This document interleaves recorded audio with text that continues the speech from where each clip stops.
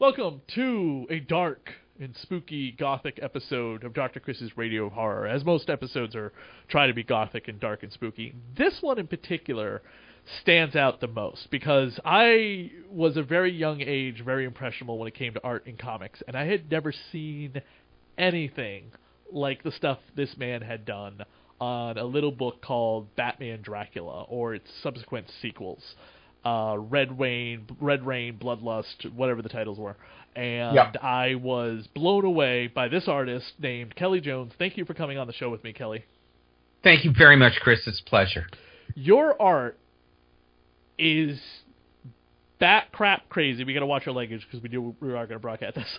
Bat crap crazy. I've never seen anything quite like it or match it. Where did you find your style? I think a lot of it is because I never had any formal art training, and I was really influenced and learned kind of the how to present a story from movies, from film. That I did take film courses, and I did study film, and I did love movies, and so beyond just watching them, I became fascinated with some of my favorite films and directors, and I just wanted to know how they did things.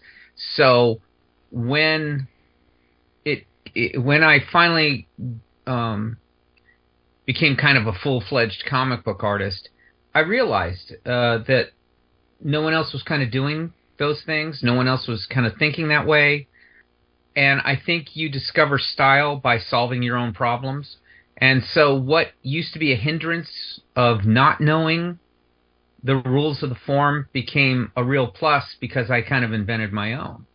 And the subjects I was interested in was the pleasure of the grotesque.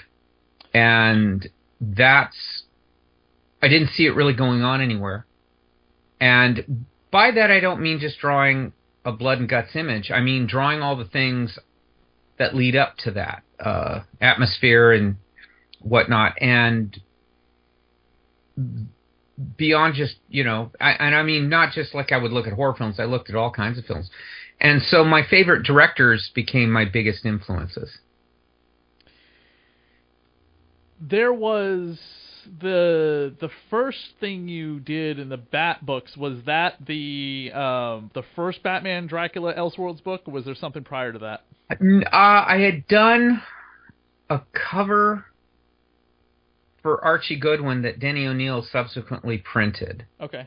And they liked it. And at the same time I had kind of done that because DC obviously I'd been, I kind of exploded, I guess is the word, with Deadman.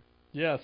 And then Sandman became a pretty big hit. So they knew what I was doing, but I hadn't been in the formal DCU, Uh-huh.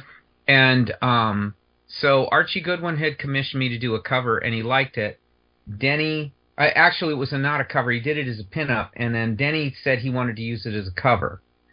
And at the same time that was going on, Malcolm Jones, who had inked some of my Sandman, was working with and friends with Doug Minch, and he was showing him my pencils, like before anyone was seeing anything, or before the books came out, he was looking at my pencils, and that's when Doug had this idea of, wouldn't it be cool if rather than Dracula coming to London, he came to Gotham City, and he thought my style would be appropriate, and it really, from that point on, yes, I took that job and then worked on it for like a year.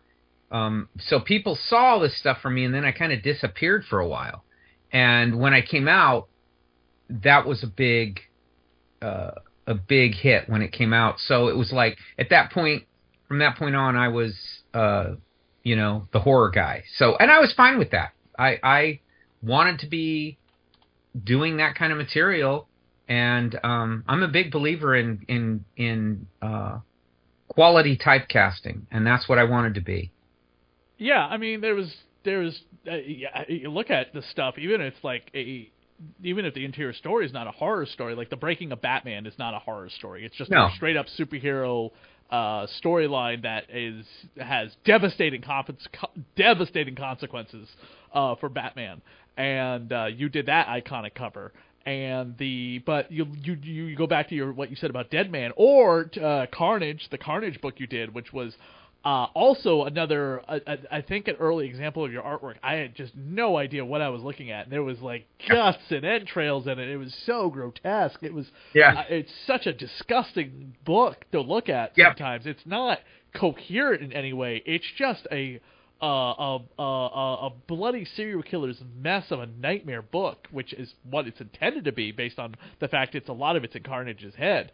And not a book that I think they would ever do today. They have a Carnage book today, and I just don't think they go anywhere with it. I think that they need you know, when you're talking about the period you're talking about, it was the Wild West. Yes. And each editor ran his own books. The companies then were autonomous from the corporate ownership and corporate structure they're under now. So Denny O'Neil was in charge of all things Batman. And that went even when they were doing movies then. He was the guy who said, yes, this happens, or no, this doesn't. So they respected that. And when it came to what I was doing, if Denny O'Neil said it was okay, if Archie Goodwin said it was okay, if Richard Bruning or any of the guys I worked with as editors, it was okay. And they wanted, you know, what they saw in me was a sincerity. I wasn't exploitive. I was sincerely into what I was doing. So if they were reacting to it, they in their experience as editors and as creators knew that readers would probably be into it. I never thought that way. I just thought, hey, this is fun. I'm enjoying what I'm doing. I wasn't thinking about reaction from fans or readers. I was just really digging what I was doing. I mean, it's a pleasurable way to spend your day getting paid to draw these kind of pictures and tell these kind of stories. So when it came out, that was just gravy for me. Now, they always told me they felt really good about these things, and I never paid attention to it. I knew they weren't in the mainstream, so I didn't really worry about mainstream reaction. And then they made it in the mainstream, and that's what everyone knew. And like I said, that was a pleasure to me. I was happy that everyone thought of me pretty exclusively as a gothic horror kind of a guy. With the going back into like the deepness of the Dracula trilogy, did you always plan it to be a trilogy, or was it a matter of like, sales are huge, do another one? I think it was sales are huge, do another one. Okay. The first one is the first one was a true gothic story. They all are, but it was written that way, and the point was that you would tell this arc of Batman becoming truly a creature of the night and still retaining Bruce's mission and that conflict once he becomes a vampire. So and it was handled incredibly straight by Doug. So when you go into it, you think all kinds of things. What will this be? But you don't think of it as straight and tragic and truly gothic. And gothic means nothing ends well, though the objectives are met. Good wins at a huge cost, kind of, is how we saw it.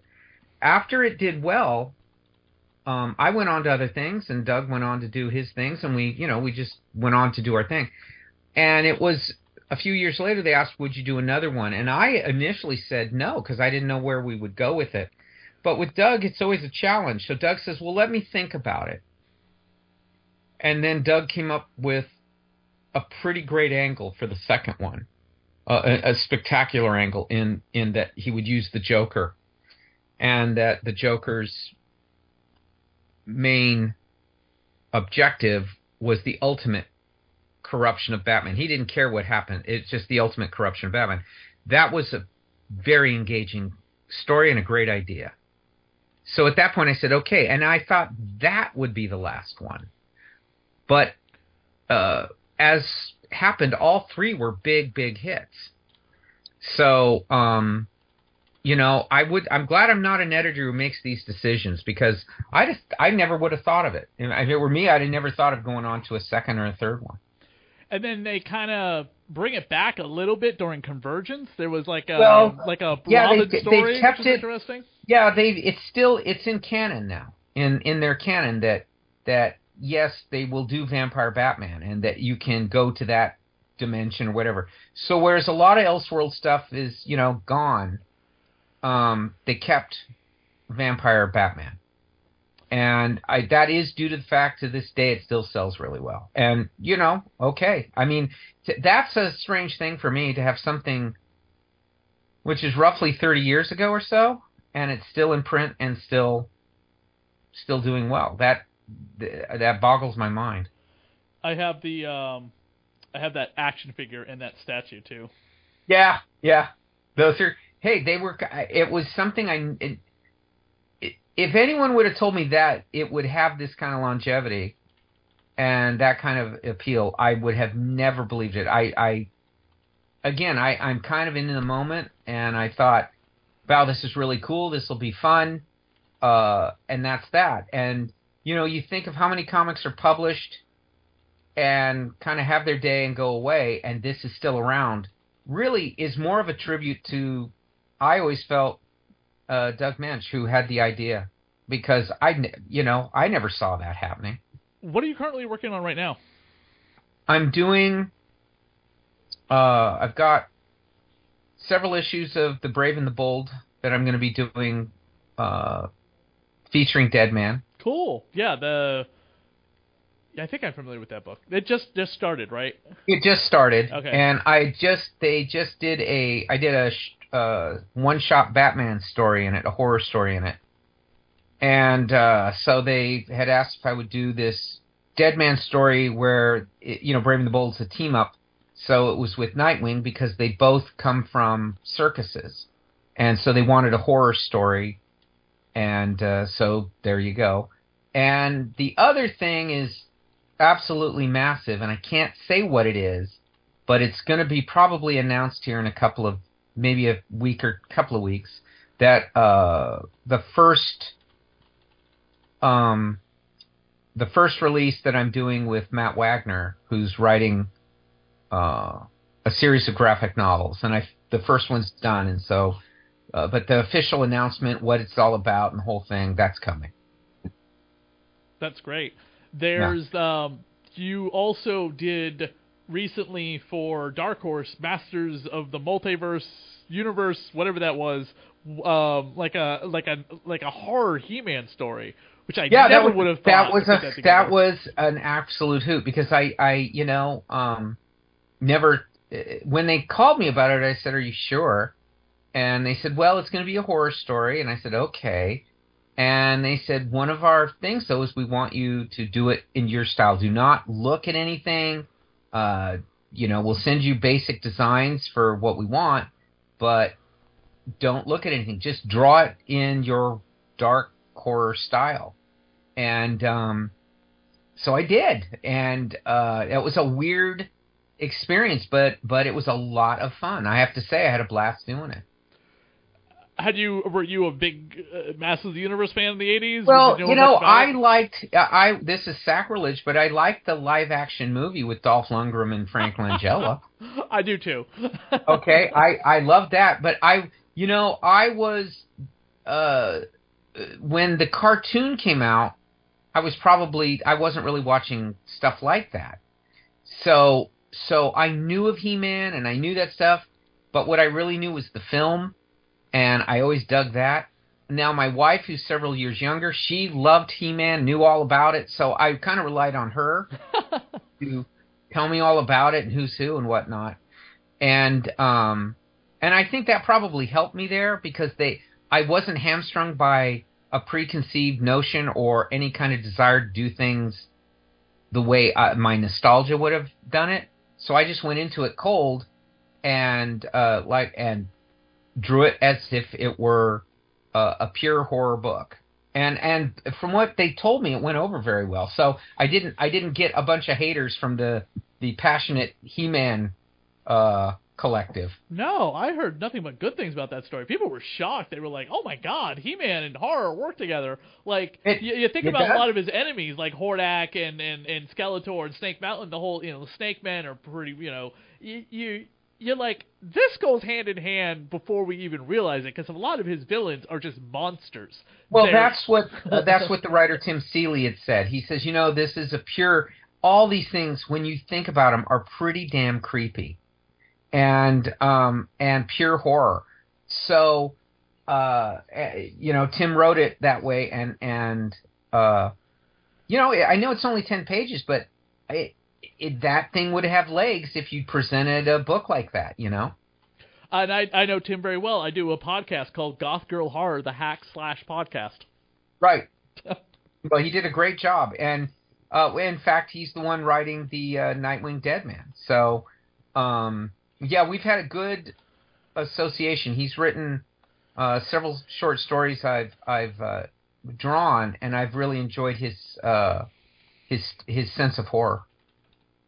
Yeah, Deadman and Nightwing go together so well. I never realized the connection between the two until there was a issue of the old Batman Robin animated series comic book tie-in from the 90s, which has them together. And I'm like, oh, I didn't really know anything about Deadman until I read that and go, oh, okay, so he's a trapeze artist. They both come from a circus. Yeah. No, that was my first exposure. And I'm Deadman. a big fan of Something Wicked This Way Comes by Bradbury, which is a haunted circus. Yes. So to me, that's all I said is it's got to be that kind of a premise, that these circuses did horrible things to both these guys. So, and then you go from there. When you're drawing like the scope that you need to, do you like map it out ahead of time? Do you have any kind of style, any kind of what's the word I'm looking for? Game plan prior to it, because it's how intricately detailed your stuff is. If you make a mistake, for me, I like to read the script a couple of times before I even do anything. I don't really design, I don't really plan, I don't do any of that. But I do read the script pretty thoroughly. I'll make a few notes to myself about where I maybe an idea will flash in my mind while I'm doing it. But once the story gets started, stuff sometimes happens where all of a sudden, just this moment of, I don't know what it is, but like an inspiration or an idea, whatever, it just happens and it kind of takes over. And I know that sounds goofy, but that's what happened with Deadman. I never thought before I would draw him very skeletal and desiccated. It happened with Batman. I never thought of the long ears and cowl, the living cape. With Sandman, it was the same thing. All of these things happened while drawing, and magic little things start popping up in your head. And when that happens, you kind of follow it. But if I do too much preliminary, you kind of get trapped in that. I mean, then you feel you have to follow it, when in actuality, the trick is to kind of be organic. And specifically when you're doing horror stories. Deadman, when I was doing Deadman, for example, I would start adding these very atmospheric panels that would foreshadow things.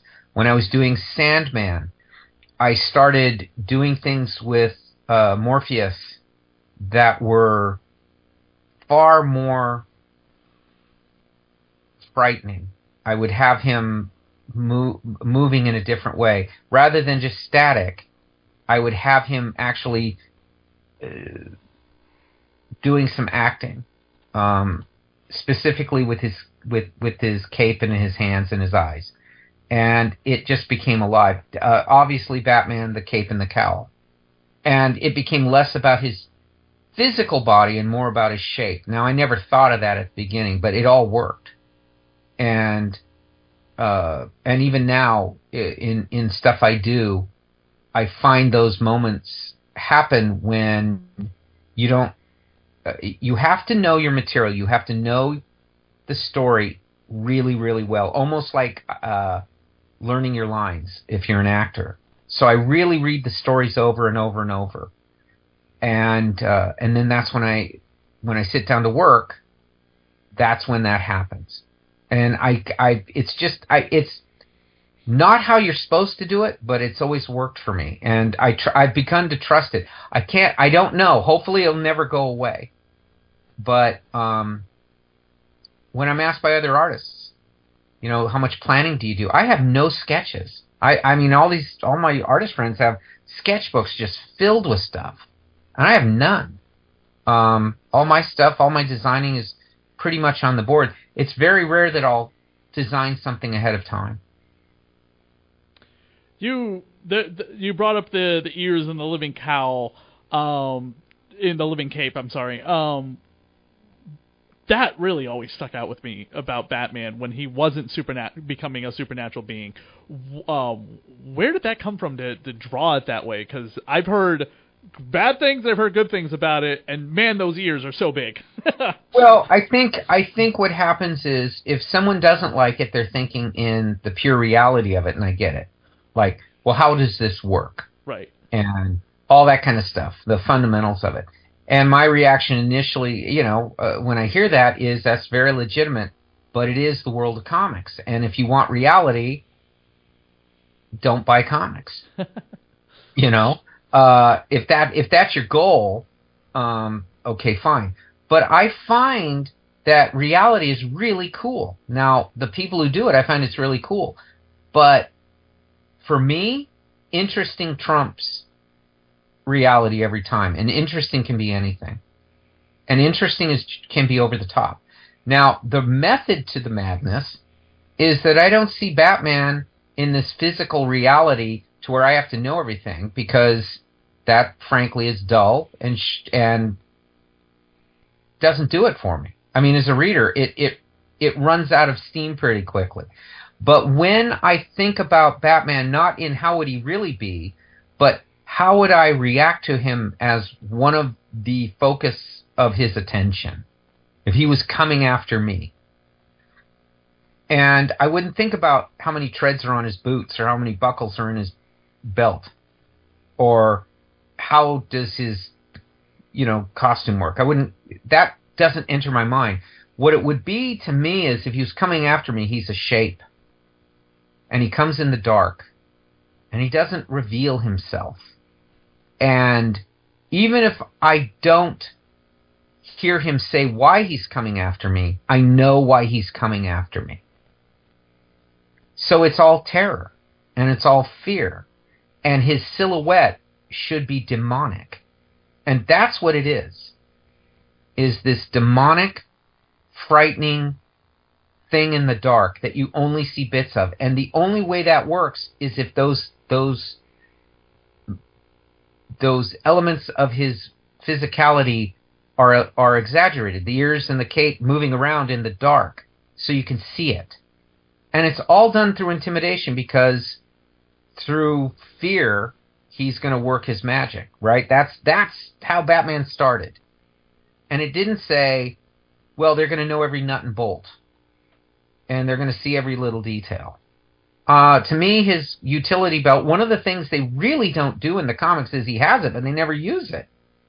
And when I handled it, I used to say all the time, if you don't say he's using something, I'll have him taking something out that's, like his man-bat catcher. Or his, he has all these little devices I invented. He has one to listen through walls. I just invented this stuff, and it was a way to get out of a difficult situation, but it's also cool. It is very cool. Yeah, I mean, it makes him like a completely different kind of superhero, and just makes the artwork completely stand out. He was always Sherlock Holmes. You know, he was a pulp character like the Shadow, and if you mix the Shadow and Sherlock Holmes, you get Batman. Yeah, definitely. I would like to appreciate, once again, thank you so much for coming on the show to talk to us about your amazing art style and career. Again, I've been a longtime fan since that Dracula book. Well, thank you. This has been a great pleasure. It is a total blast. Thank you, Chris.